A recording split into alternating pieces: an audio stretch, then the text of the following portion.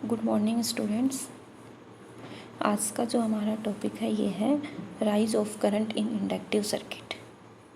आज के टॉपिक में हम ये पढ़ेंगे कि इंडक्टिव सर्किट में करंट कैसे राइज करती है, कैसे बढ़ती है कोई भी इंडक्टिव सर्किट में जिसके अंदर इंडक्टेंस होता है। कोई इंडक्टर हमारा लगा हुआ है सर्किट में, तो उसमें करंट है वो 0 से लेके अपनी मैक्सिमम वैल्यू पे कैसे जाती है, क्या तुरंत चली जाती हैं या कुछ टाइम लेती हैं। तो जी हाँ, करंट अपनी मैक्सिमम वैल्यू पे तुरंत नहीं जाती, कुछ टाइम लेती है। तो इस चैप्टर में हम ये देखेंगे कि करंट कैसे राइज करती है, मैक्सिमम वैल्यू पे कैसे पहुंचती है। तो यहाँ पे एक सर्किट दिखाया गया है आपको, जिस सर्किट का नाम है LR सर्किट। इस सर्किट को हमने एक बैटरी से जोड़ा है, एक स्विच हमारा S लगा हुआ है सर्किट में, और जब सर्किट में करंट फ्लो हो रही है वो उसका नाम है I। जैसे ही आप सर्किट को क्लोज करते हो उस टाइम पे वो जो टाइम होगा वो हमारा इनिशियल टाइम होगा t=0, स्टार्टिंग टाइम। उस टाइम पे जो करंट होगी वो 0 रहेगी। अगर यहाँ पे इंडक्टर नहीं होता तो क्या वो करंट 0 होती? नहीं, वो करंट तुरंत अपनी मैक्सिमम वैल्यू पे पहुँच जाती। और मैक्सिमम वैल्यू क्या होती? अगर इंडक्टर नहीं है तो I मैक्सिमम बराबर I0E/R। तो अब देखिए कि ऐसा इंडक्टर क्या करता है सर्किट में होने से कि वो करंट को 0 ही रहने देता है t=0 टाइम पे, इनिशियल टाइम पे। तो इंडक्टर का नेचर जो होता है, इंडक्टर का जो स्वभाव होता है वो अपोजिंग टाइप का होता है, विरोधी टाइप का होता है। विरोधी टाइप का कैसे होता है? देखिए, जब हम किसी भी कॉइल के अंदर करंट फ्लो करवाते हैं तो क्या होगा?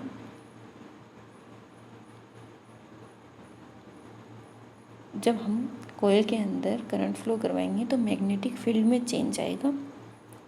उस मैग्नेटिक फील्ड की चेंज की वजह से एक EMF इंड्यूस होगा। वो EMF होगा डेल्टा V बराबर L/dI/dt। और वही वोल्टेज जो इंडक्टेंस के अंदर प्रोड्यूस हुआ है वो उसी करंट का विरोध करेगा जिसके कारण वो प्रोड्यूस हुआ है।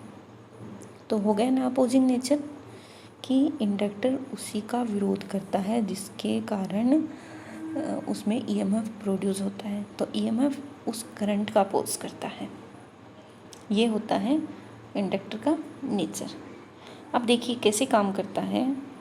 t=0 पे करंट हमारी 0 है और सर्किट कैसे हो जाएगा? हमारा इंडक्टर है वो सर्किट को ओपन कर देगा। ओपन सर्किट हो गया हमारा, क्योंकि करंट 0 है। करंट 0 कब होगा? जब सर्किट हमारा ओपन रहेगा, कहीं से क्लोज नहीं हुआ है, कहीं ना कहीं ओपन है, तो इंडक्टर ओपन कर देता है।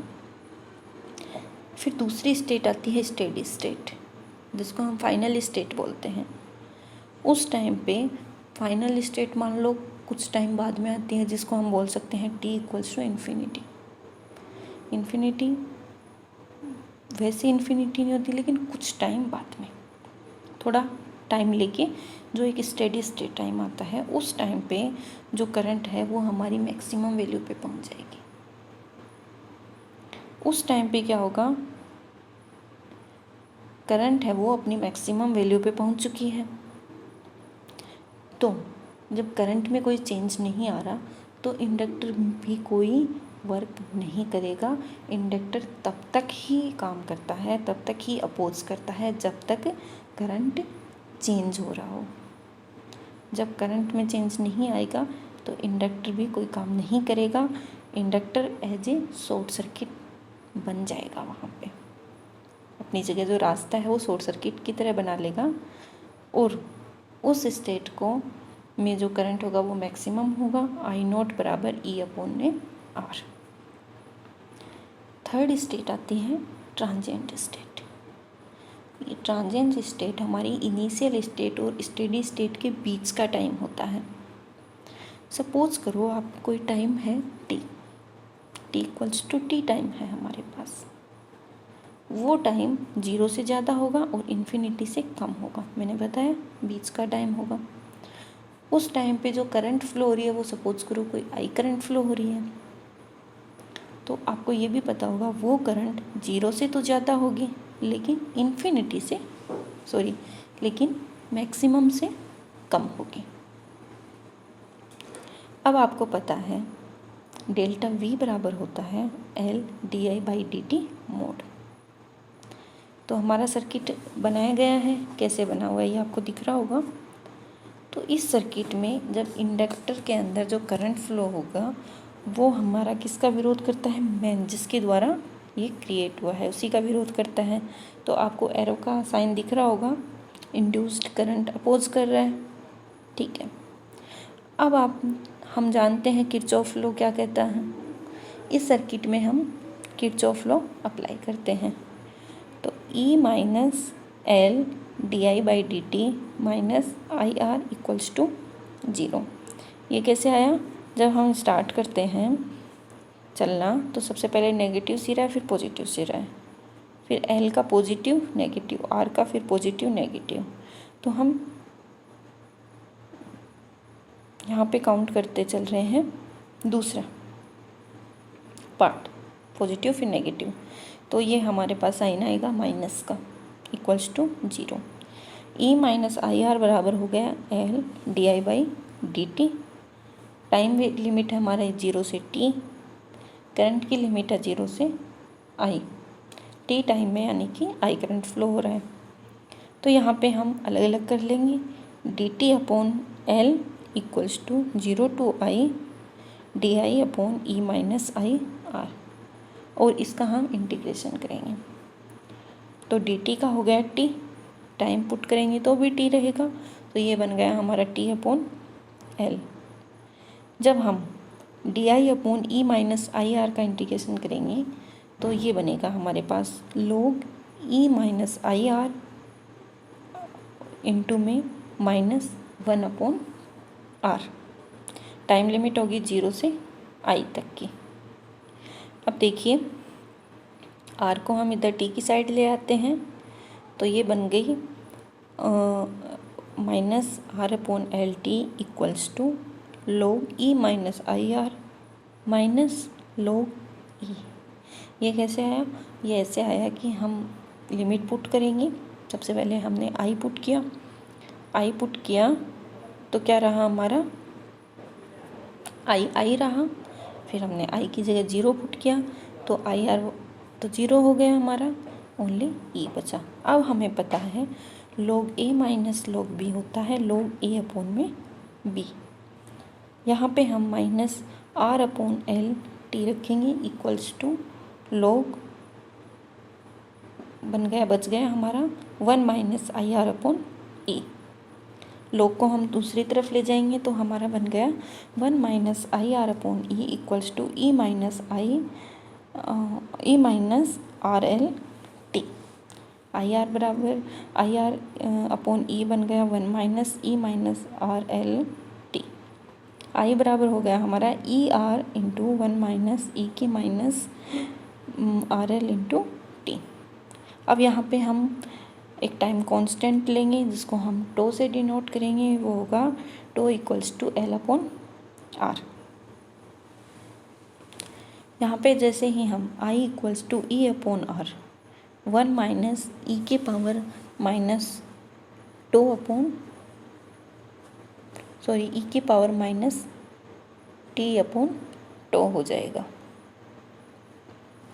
अब हम सपोज करें कि जो हमारा टाइम t होगा वो टो के इक्वलेंट होगा, तो क्या होगा I बराबर E/R 1 माइनस E की पावर माइनस टो। तो ये बच गया हमारे पास E की पावर माइनस 1, जिसको हम लिख सकते हैं 1/E, और 1/E की वैल्यू होती है 0.37। I इक्वल्स टू हो गया E/R 1 माइनस E की पावर माइनस 1 की वैल्यू पुट करेंगे तो हमारे पास I बराबर आएगा E/R, पता ही है आपको I मैक्सिमम होता है, तो I बराबर हो गया I मैक्सिमम का 0.63। ठीक है। अब देखिए नोट क्या कि इस समय करंट अपनी मैक्सिमम वैल्यू का 63% ग्रो करती है। कब? जब हमारा टाइम टो की इक्वलेंट होगा तो करंट अपनी मैक्सिमम वैल्यू का 63% ग्रो कर लेती है।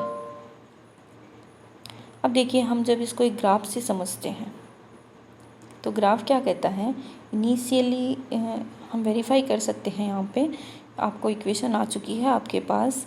तो इनिशियली जब t इक्वल्स टू 0 था उस टाइम पे i इक्वल्स टू 0 कैसे है, देखो हमने पुट किया, t की जगह 0 पुट किया, e की पावर 0 होती है 1, इक्वेशन में रखा, i की वैल्यू कितनी आ गई 0, तो इंडक्टर कैसा हो गया, ओपन हो गया। सेकेंड केस क्या कह रहा है हमारे पास, फर्स्ट केस तो हम कर ही चुके हैं कि जब t इक्वल्स टू 2 हो। एक थर्ड केस कह रहा है जब t इक्वल्स टू इक्वलेंट हो, स्टेडी स्टेट हो, तब करंट कैसे मैक्सिमम आई हमारे पास, i equals to I nought into 1 minus e की पावर माइनस इन्फिनिटी। ये कैसे आया, जब हम किसकी जगह t की जगह 0 पुट करेंगे तो इन्फिनिटी आ गया।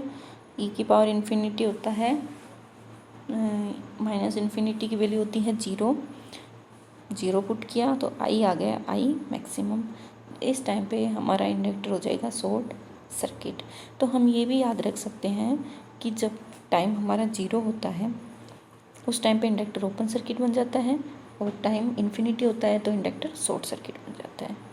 जब हम करंट वर्सेस टाइम का ग्राफ खींचते हैं तो हम देखेंगे कि करंट स्टार्टिंग में 0 रहेगी, तो 0 से स्टार्ट हुआ और 0.63 यानी कि 63% कब होगी ये, t इक्वल्स टू टो पे, और मैक्सिमम हो जाएगी लास्ट में। तो एक्सपोनेंशियली हमारा ग्राफ राइज होता है इंडक्टिव सर्किट में। तो ये था हमारा rise of current in inductive circuit. Thank you.